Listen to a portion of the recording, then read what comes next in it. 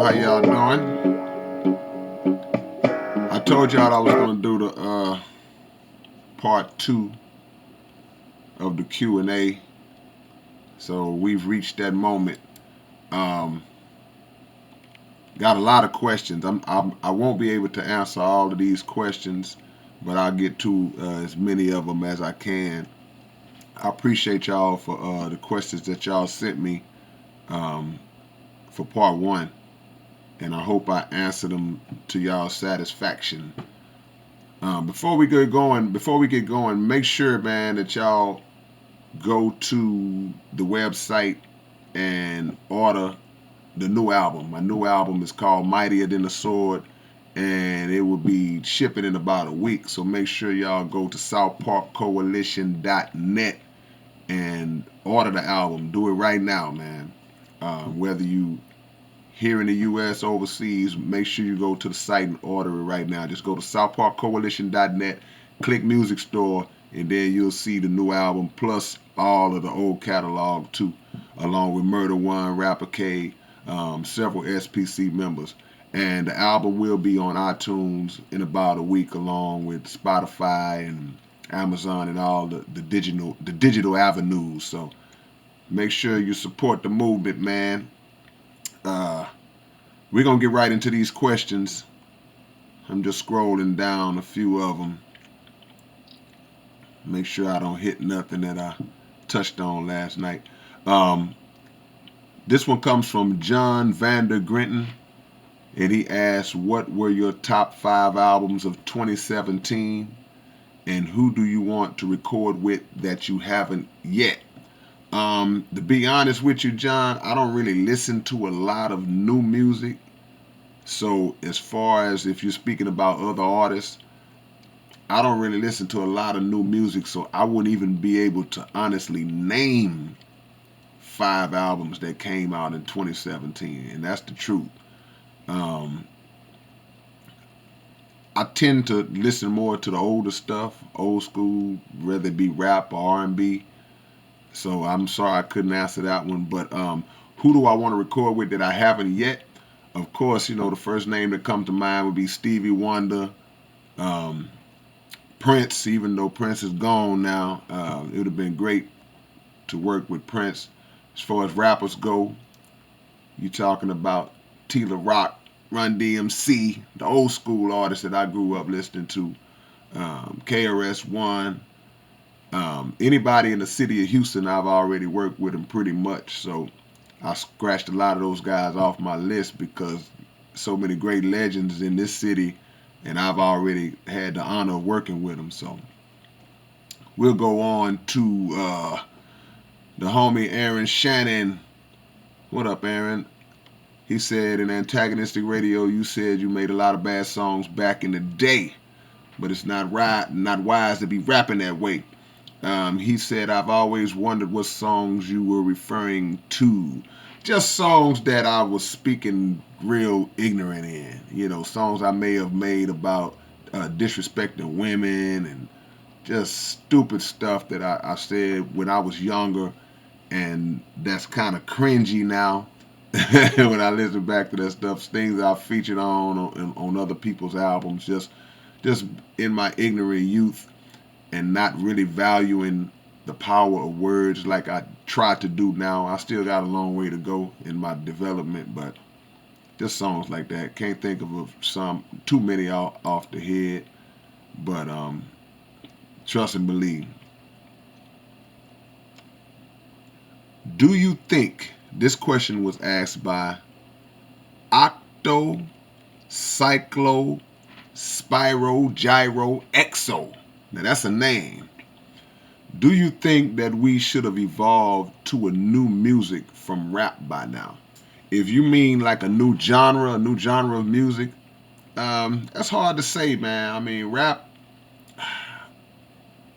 was so innovative, so original when it came along, and it was so organic in the way that it evolved and that it came to being that I would be hard pressed to believe that another genre could come along and just take the world by storm the way that rap did. Is it possible? Absolutely. The mind can create anything. So it is possible, but you said, do I think that we should have? I guess I'm answering could have. Should have, not for me to say.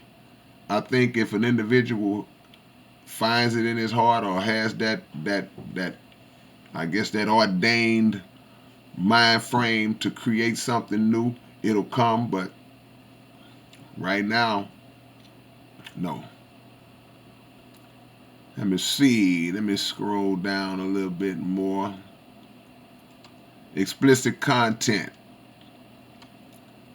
All kids look up to a superhero like the Marvel Comic Cons and such. Does it distract them from focusing on themselves? And what do you think of making something like teaching how to manifest the hero within themselves instead? I'm all for that. Teaching youngsters coming up how to manifest the hero in themselves. But in order to manifest the hero in yourself or the leadership or the greatness in yourself, you have to have an example. You have to see someone that shows you what that hero looks like, what that great man, what that great woman looks like. Now, comic books and fictional characters, there can be principles instilled in those characters that can be extracted if they're just righteous principles and life principles that you can use.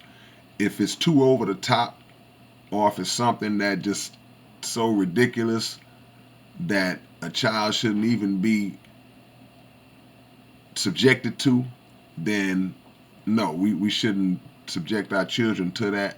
But I believe that there are good principles in everything, in most things.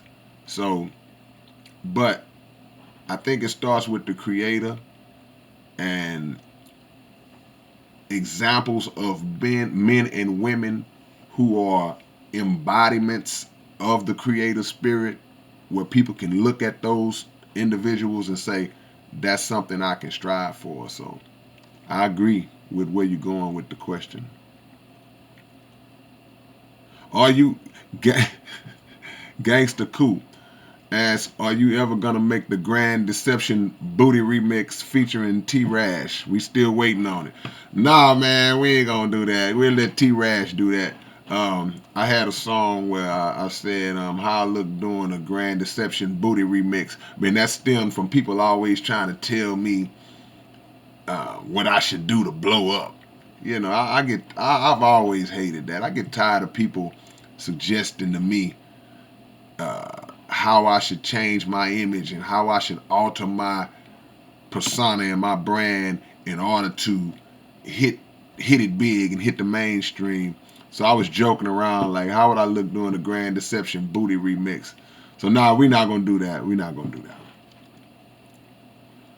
that. Dan Hearns asks, will you ever rap in the psycho voice that Nip does? Absolutely not. Why would I try to steal my homie's style, steal my homie's persona? That's Nip. That's what he does. No one can do Nip better than Nip. I have to do me, and it would be a disservice to myself and a disrespect to my brother to try to be like him, to try to take what he's built up and take what he's created and try to turn it into my own. Me and Nip, we greatly influence each other, and we always have over the years. But that's boundaries of respect. So, no, sir. Same question, same individual. Dan Hearns asks, "What happened to Greek? What happened to Rough IQ? They too hard to not be rapping." I agree. Well, Greek is he's retired. Greek doesn't rap anymore. He put the mic down. He put the Fresh Boy sweater. He hung it on the wall, and he's doing his family thing now, and he's not in the mix. Even though I mess with him all the time. And Rough IQ, he's still doing his thing, making beats behind the scene, just Just because you don't see them, don't mean that they not there. You know, those my brothers. So SPC, and yeah, they are too hard to not be rapping. I agree with that. Deep Elevation says, have you ever heard of Tech Nine? If so, would you consider working with him? Yes, I have heard of Tech Nine. I've met Tech Nine. We've had one brief encounter. We met one time. Um, would I ever consider working with him? I mean, I would work with him. Yeah, he's dope. He's dope. I don't turn any situation away of working with somebody. I work with everybody.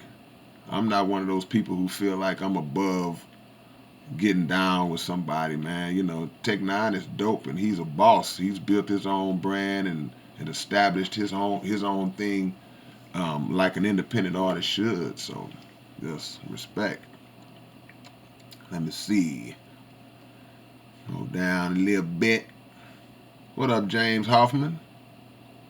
I see you, homie. Offish Moses asks, what's your highest degree that you have in school? Only thing I have from the public schools, aka the killing fields, I got a high school diploma. From Rothshaw Sterling High, I got a high school diploma. I did not go to college. By the time I got to high school, I knew that I wasn't going to college because I hated going to school. I didn't like going to school. Only thing I liked about going to school was just hanging out with the homies and laughing and rapping and acting silly. But no, I didn't go past high school. But I did get the diploma because if I didn't, I wouldn't be sitting right here right now because my mama would have killed me. Let me see. Keep going, keep going.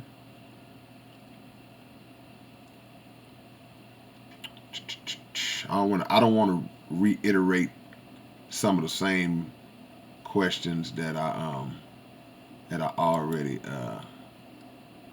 answered from yesterday. That's why I'm being slow and methodical, guys.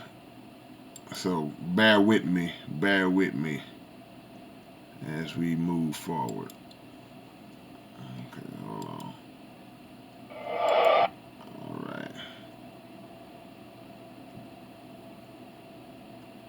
All right, let me see.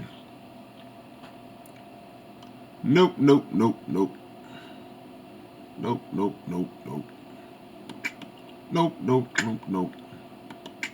Nope, nope, nope, nope. This might be it, man. J. Cass. Who was your favorite MC to work with? And also, what is your favorite hip hop album of all time? I'll answer the second one first. My favorite hip hop album of all time is Criminal Minded by Boogie Down Productions. That, in my opinion, is the greatest rap album, hip hop album ever recorded. It came out in 1987, I think, which was 31 years ago. And to this day, I don't believe that a hip hop album can ever be made that will be better than that album. That's just my view. Who was my favorite MC to work with? Man, that's so hard to answer. I'll try to give you 4 or 5. Um, it was an honor to work with Scarface. It's always an honor to work with Zero, my little bro Zero, the king of the ghetto, because oh man, he's so dynamic, man. He's so multifaceted. It's unreal, man. That dude is unreal. And to see him, just to sit side by side in the creative process with him, man, it's sick. Of course, my SPC brothers, Klondike Cat, Nip, Blank. It's just too many, man.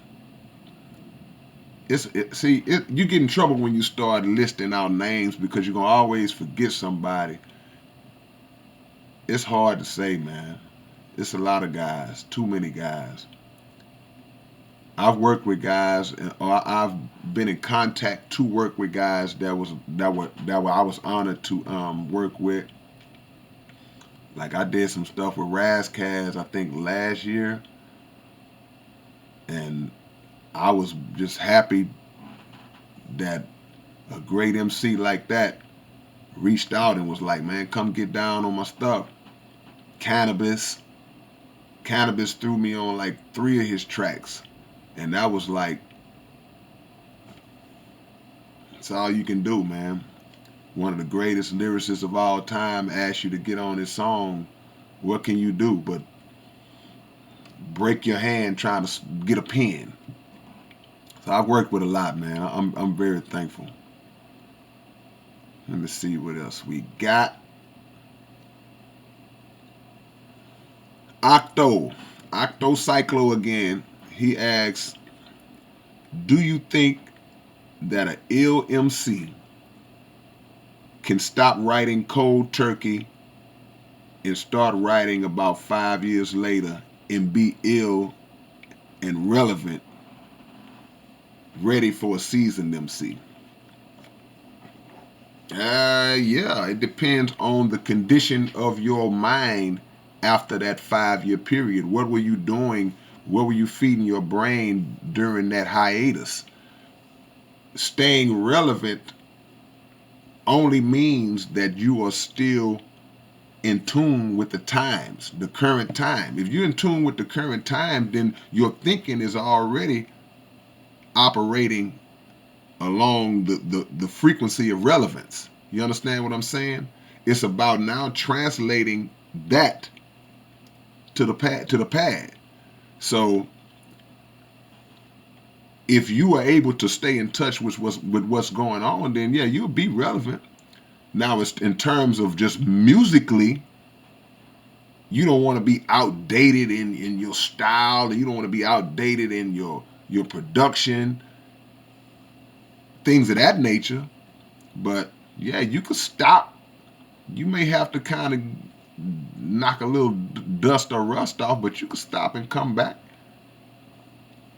Now to be ready for a seasoned MC, what you mean ready? What you talking about, battling or jumping in the cipher or getting on a song? Because that's now you're talking about something that requires training and practicing, like boxing.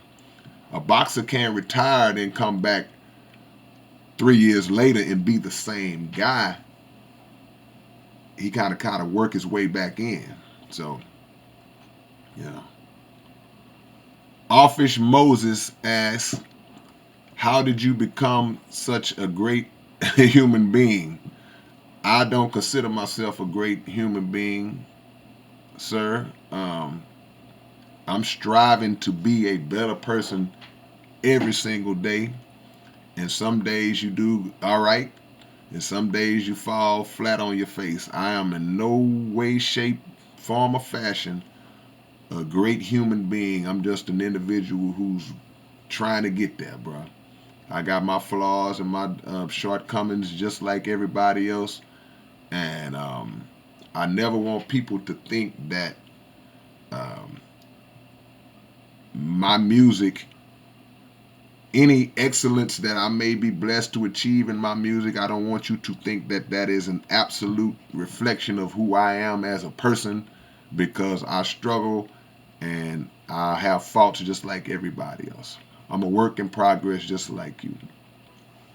But music is very is therapeutic in that process, because a lot of the songs that I make where I'm talking about faults and vices and shortcomings and things like that, um, I'm speaking to myself as well as the people who are listening to it. I try to hold a mirror up when I write about such things. I never try to write in a way where I'm being self-righteous. I do not like self-righteous people. I don't like people who are always pointing out the wrong in everybody else.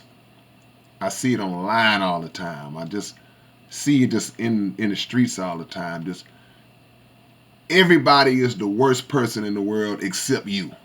I hate that type of character in people. I hate that.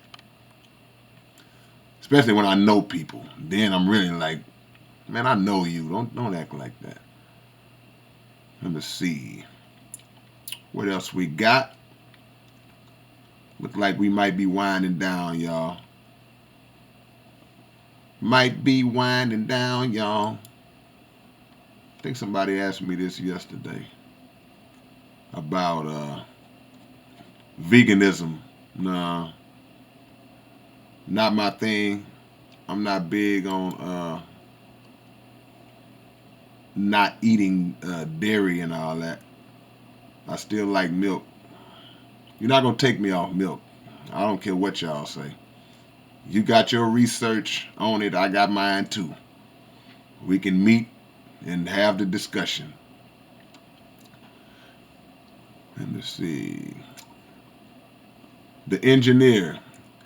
You are such a good writer and storyteller. Thank you. What are the chances of you ever writing a book? I don't care if it's fictional or not. I would read it. Honestly, I would gladly buy a book of yours. I mean, I've been asked that question a lot over the years when I was gonna write a book, and so far I haven't.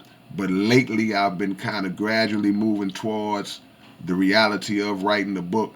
I just never knew what I would talk about. But to be honest with you, lately ideas have kind of been coming to me about where I would want to go with a book, and I won't reveal those ideas yet, but it's coming. It's coming. I will be doing the book thing soon. Maybe before 2018 is over with. I might jump in the book game. I appreciate that. Um, were you trying to break a world record with the Big Seven, or did it just happen that way? In the beginning, no, I wasn't thinking about world record because I didn't even know what the record was as far as most albums dropped in one day by an individual artist. I had no idea. As the project started to progress and the reality of it started to become more visible, then I started to take into consideration and ask the question, has anybody ever done anything like this before? Then I started to research and ask questions, and I found out somebody dropped 4 at one time, and that was the most we could find. So at that point, I knew that 7 would be the number that would blow everybody else out the water. But in the beginning, no, it wasn't planned as a record, and we still haven't applied for it to be a record yet. But just know that we know nobody ever dropped 7 brand new albums at one time.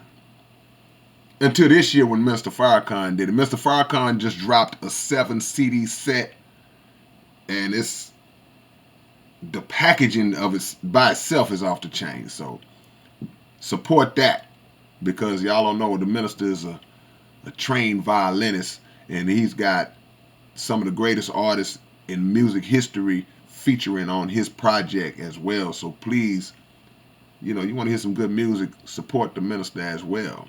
I'm always back my minister, so get used to it.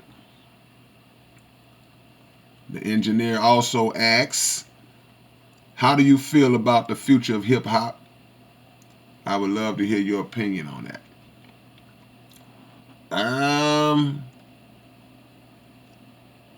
Hip hop is not going nowhere.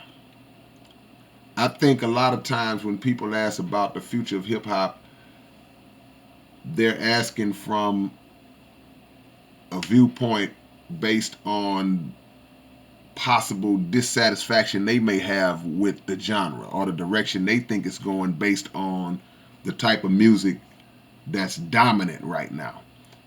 If you're an old head, a traditionalist, a golden era cat, then you may have a sense of dissatisfaction with how hip hop is right now. Well, I would say rap right now because I mean nobody ever complains about the other aspects of hip hop. Think about that. It's like the complaint only comes from the rap component of hip hop. But hip hop in its totality, you don't hear people complaining about the guys who are DJing, unless they ain't playing their records or something. You don't hear about people complaining about the graffiti artists. Oh man, the graffiti game is trash now, man. Oh man, the b-boy game is trash. It's the rap side of it.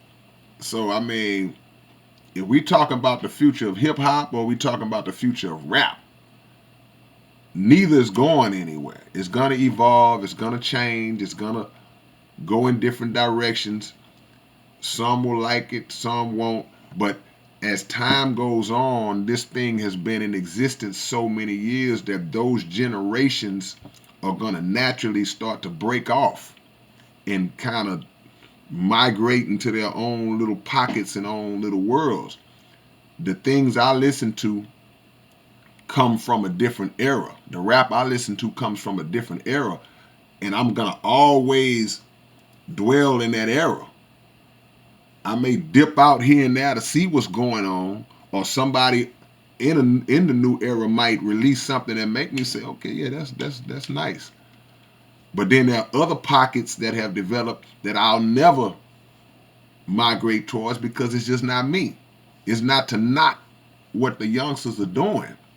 It's just like that's just not me. That's not my thing. I can't relate to that. I'm not 17 years old. So you let them have that. You let them have that, and you hope that the music will mature as they do. And I'm speaking about the artist now. If he's 17, 18, even 20, 21, it's not fair to ask a young artist that of that age to be as wise as somebody who's been doing it for 25 years and has lived life, and that ain't fair, man. And if you are older artists and you knocking these young guys without trying to guide them first, without trying to explain the game, hey man, this is how this goes. You know, you complaining more about, and I'm not speaking to the person who asked the question. I'm on some other stuff now. You complaining more about the type of rap that the rapper is doing, but you're not mad at the record label who's releasing it. The individuals, the puppet masters who pulling the strings and creating this type of rap or allowing this type of rap to be distributed that's degenerative. Y'all ain't mad at them. Y'all are mad at the rappers. The rappers is trash. But if we not guiding them, then you can't blame them youngsters for that. We got to get them and guide them. And nobody's teaching them the business, the music business. That's what we should be focused on too. Okay, look, I may not agree, I may not like the kind of rap you make, but I still don't want to see you broke. I still don't want to see you sell millions and millions of records and not have anything to show for it